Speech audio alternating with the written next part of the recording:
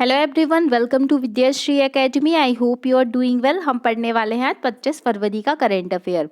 Current affair की शुरुआत आज के थॉट से करते हैं। आज का थॉट है, रख हौसले बुलंद तेरी भी उड़ान होगी, देखेगी दुनिया सारी तेरी भी एक दिन ऐसी पहचान होगी।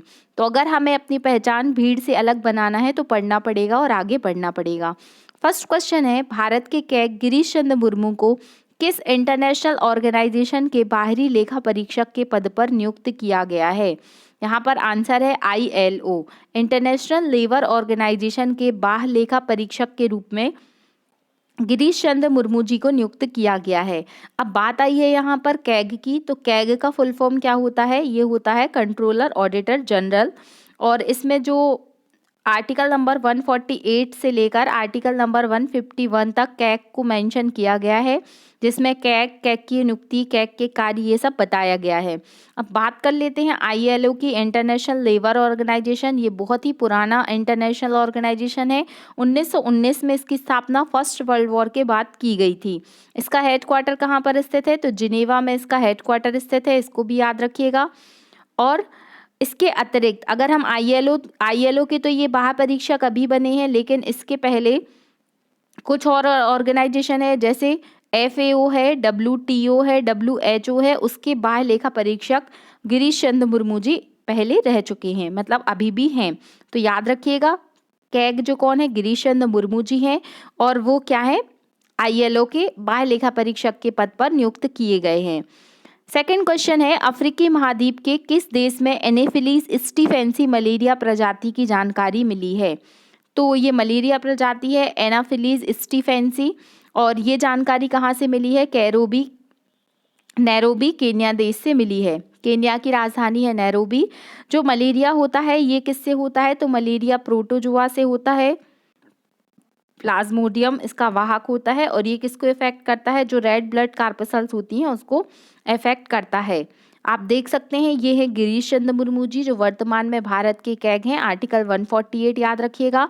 अगर आपसे पूछा जाता है दुनिया में सबसे अधिक मच्छर से प्रभावित जो देश है वो कौन सा है, तो वो है अफ्रीका। याद रखिएगा, मलेरिया का न जो 95% जो मरीज मिलेंगे आपको, वो अफ्रीका में देखने के लिए मिलेंगे। तो आई होप फर्स्ट और सेकंड क्वेश्चन आपको क्लियर हो गया होगा। थर्ड क्वेश्चन है कि संगम युग से संबंधित कलाकृतियों के प्रदर्शन के लिए किलादी साइट संग्रहालय की स्थापना की जा रही है। तो संगम युग ये तमिल से रिलेटेड है, तो आप समझ गए होंगे, इसका आंसर होगा तमिलनाडु। अब ये संग्रहालय क्यों बनाया जा रहा है? तो जो भी संगम युग के पिक्चर्स मिले हैं, जो भी कलाकृतियां मिली है, तो उन सभी के लिए एक म्यूजियम बनाया जाएगा, ताकि उसका डिटेल्स मिल सके, एक जगह पे सब कुछ देखने मिल सके लोगों को। और इसको कौन बना रहा है? तो ASI। What is the full form of ASI? तो आर्कोलॉजिकल सर्वे ऑफ इंडिया, जिसके फादर कौन कहलाते हैं? Alexander Cunningham. और ये प्रश्न आ चुका है कि भारत में जो पुरातत्व विभाग है उसके जनक कौन है, तो वो अलेक्जेंडर कनिंघम है, तो इनको याद रखिएगा। ये देख चुके हैं हम। नेक्स्ट क्वेश्चन है, संगीत नाटक एकेडमी फेलोशिप के तहत कितनी पुरस्कार राशि दी जाती है? तो सबसे पहले तो आपको पता होना चाहिए कि संगीत नाटक अकादमी की स्थापना 1952 में की गई थी। इस वर्ष जो है फेलोशिप जो मिली है संगीत नाटक अकादमी की, वो 8 लोगों को मिली है। 3 लाख रुपए पुरस्कार इसमें दिया जाता है। लेकिन अगर आपसे पूछा जाए कि संगीत नाटक अकादमी जो पुरस्कार है वो कितने लोगों को मिला है, तो वो 128 लोगों को मिला है। ये सब याद मत रखिए, सिर्फ आप इतना याद रखिए कि संगीत नाटक अकादमी फेलोशिप के तहत 3 लाख रुपए दिया जाता है, और ये अभी 8 लोगों को मिला है। और 1952 में संगीत नाटक अकादमी की स्थापना की गई थी। नेक्स्ट क्वेश्चन है, और काफ़ी महत्वपूर्ण प्रश्न है, कि मुंबई के चर्च गेट रेलवे स्टेशन का नाम बदल के CD देशमुख के नाम पे रखा गया है। अब देखिए, भारत में बहुत सारी चीज़ों के नाम बदले हैं, आपने याद भी किए होंगे। तो मुंबई में स्थित है चर्च गेट रेलवे स्टेशन, अब इसका नाम होगा CD देशमुख। CD देशमुख तो आपको पता होगा, लेकिन कभी कभी आपको कंफ्यूज करने के लिए इनका पूरा नाम दे देता है, चिंतामन द्वारिकानाथ देशमुख। CD देशमुख का फुल फॉर्म है ये। और इनको इसके पहले औरंगाबाद जो है, औरंगाबाद का नाम बदलकर संभाजी नगर किया गया था, ये भी याद रखिएगा। अब बात सी.डी. देशमुख की है, तो आपको पता होना चाहिए कि 1935 में 1 अप्रैल में क्या हुई थी, आरबीआई की स्थापना हुई थी 1934 के आरबीआई एक्ट के तहत। तो इसमें जो हिल्टन यंग कमीशन की रिकमेंडेशन पर हुई थी, तो जो पहले इसके भारतीय मतलब आरबीआई के जो पहले गवर्नर थे, जो इंडियन गवर्नर थे, उनका नाम था सी.डी. देशमुख। तो ये तो आपको पता होगा, लेकिन आपको ये भी पता होना चाहिए कि भारतीय औद्योगिक वित्त निगम के जो पहले हेड थे वो कौन थे, तो वो सी.डी. देशमुख ही थे। तो याद रखिएगा कि मुंबई के चर्चगेट रेलवे स्टेशन का नया नाम क्या होगा, सी.डी. देशमुख होगा। आई होप आपको ये क्वेश्चन क्लियर हो गया होगा। आप देख सकते हैं ये संगीत नाटक एकेडमी हमने याद कर लिया है कि 1952 में इसकी स्थापना हुई थी। फिर हमने क्या पढ़ा कि चर्चगेट रेलवे स्टेशन का नाम बदलकर क्या किया जाएगा, तो सी.डी. देशमुख जी के नाम पर इसका नाम चेंज किया गया है। और अब सीआरपीएफ की स्थापना दिवस, तो सीआरपीएफ ने अपना कौन से नंबर का स्थापना दिवस मनाया है, तो 84वें नंबर का स्थापना दिवस सीआरपीएफ ने मनाया है। अब जो सीआरपीएफ जो है ये बहुत ही पुराना संगठन है, मतलब बहुत ही पुराना फोर्स है। सीआरपीएफ का जब निर्माण हुआ था, स्थापना हुई थी 1939 में, तो 1939 में इसका नाम था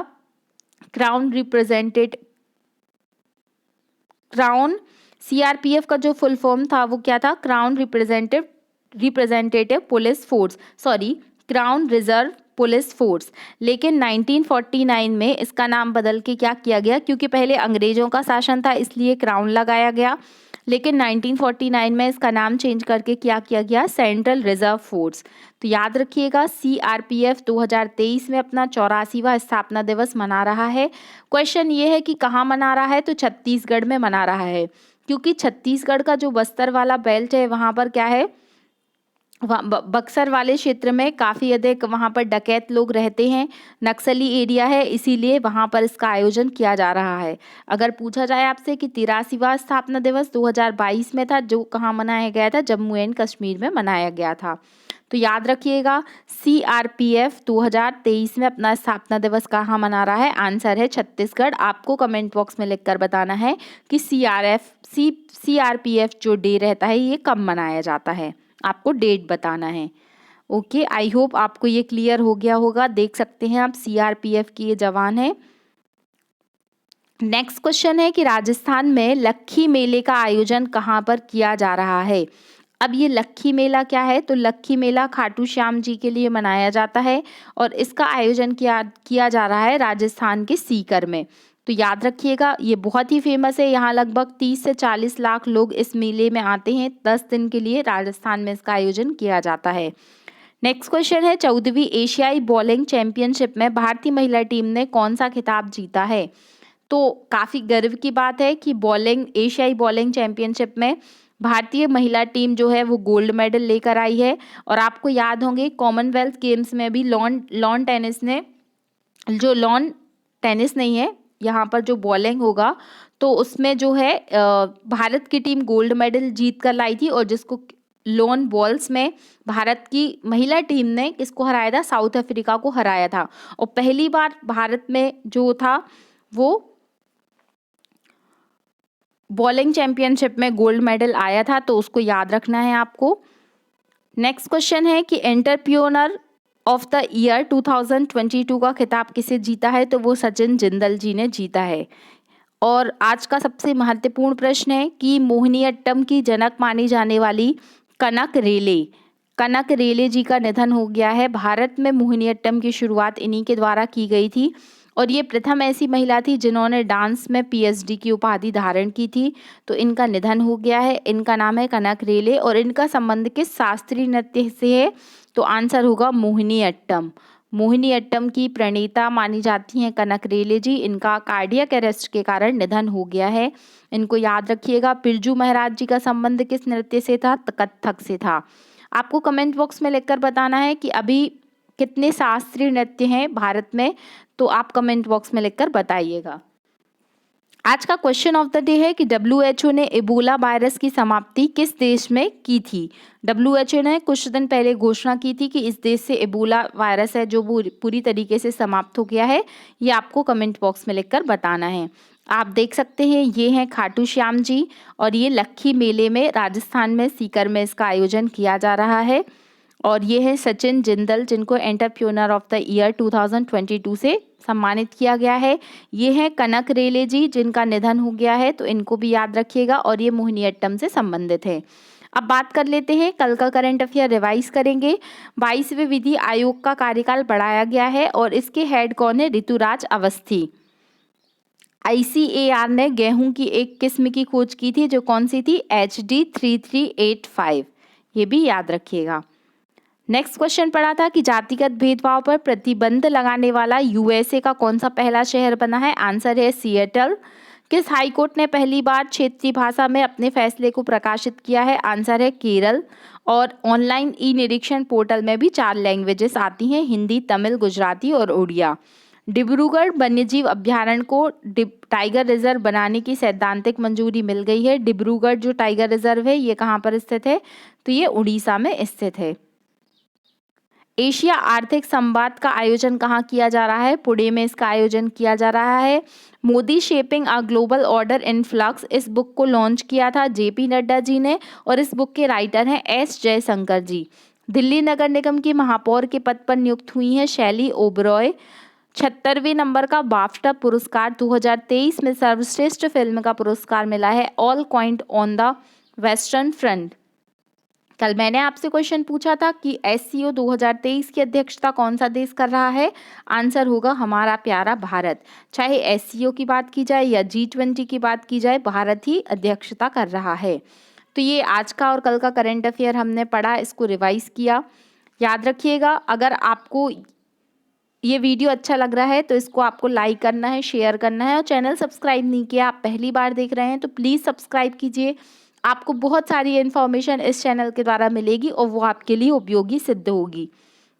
देखिए मेरा टेलीग्राम चैनल है विद्याश्री एकेडमी बाय पूजा, तो उसको भी आप ज्वाइन कर सकते हैं और वहाँ पर भी आप PDF नोटिफिकेशन सब कुछ प्राप्त कर सकते हैं। अगर आपको वीडियो अच्छा लगा है तो please like share and subscribe. Thank you so much. पढ़ते रहिए, खुश रहिए। जय हिंद, जय भारत।